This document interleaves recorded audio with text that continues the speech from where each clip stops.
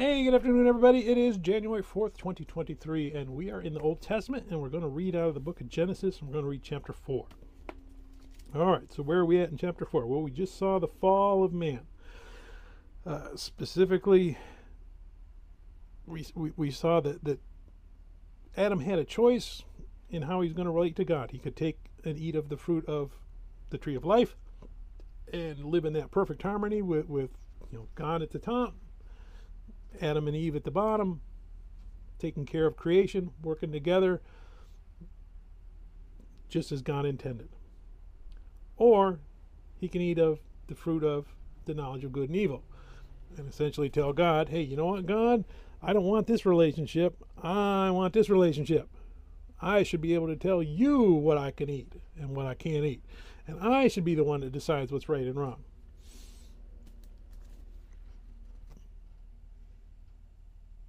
Now, God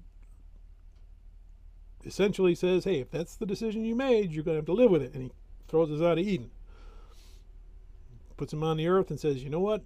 Yeah, you don't get my benefits anymore. You're going to have to fend. You want to know what's good and evil about? You're going to know what good and evil is about by the time you're done. And we spend a whole 6,000 years or so learning that evil is not what we wanted.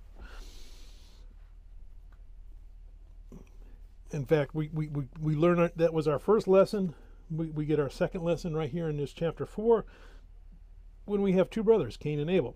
And Cain and Abel decide, hey, you know what would be really good if we go ahead and give some gifts to God? Because God is great. Let's give him some gifts and acknowledge that he's great. And Abel says, you know what? I'm going to go out and I'm going to look and find all my stuff, over all my stuff and all my best stuff, the stuff that I really like, the stuff that I really want, the stuff that I love, and the first fruits of everything, and I'm going to give those to God because he deserves it. I'm going to acknowledge that God is above me. And his brother Cain says, you know what? That's a good idea. I'm going to do the same thing. I'm going to go look through all of my stuff and find all my good stuff and all my stuff that I love and all the stuff that I really like and all my first fruits, and I'm going to put them over here, and then I'm going to let God take the junk that I don't want. I don't want to be down here. I want to be up here. So he's going to repeat that same choice that Adam made. Just like when Adam was confronted after that choice, he started, oh, you know, I didn't really eat that apple. You know, she gave it to me. It was the snake. They gave it to me. It wasn't me. It wasn't me. Cain is going to take that little defiance, that wasn't quite defiance on Adam, and he's going to turn it to defiance because it's like, oh, what happened to my brother? How do I know? It's not my concern. You're God, you tell me. That's the second sin that we see in Genesis. Something really interesting is, okay, there's the first sin, there's the second sin.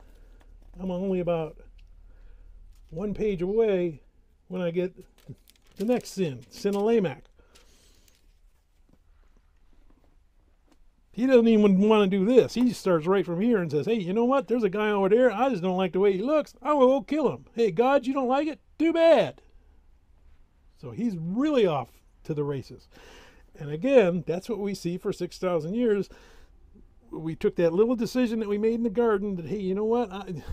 It would be really cool if I was up here and maybe if I got to make my own rules, and we've run with it to the point that hey, you know what? Now that we not got the knowledge of good and evil, we like evil and we want to keep doing it.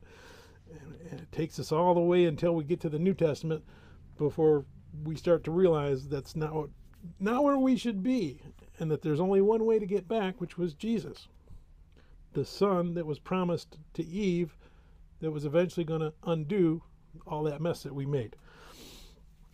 Now, there's also a section in here where we get a lot of names. You know what? First time you read them, it's worth it to struggle through it. Second time you read, you've read your Bible and you get back to that list of names, I will almost guarantee you that some of those names are not going to stand out, and you're going to go, oh yeah, there's a story about this guy. Oh yeah, there's a blessing that now I can see how it went from this one to this one to this one to that one. So whenever you get lists of names, try your best to get through them. I know they're hard to get through sometimes, but it's worth it in the end. So let's go ahead and we're going to read Genesis chapter 4.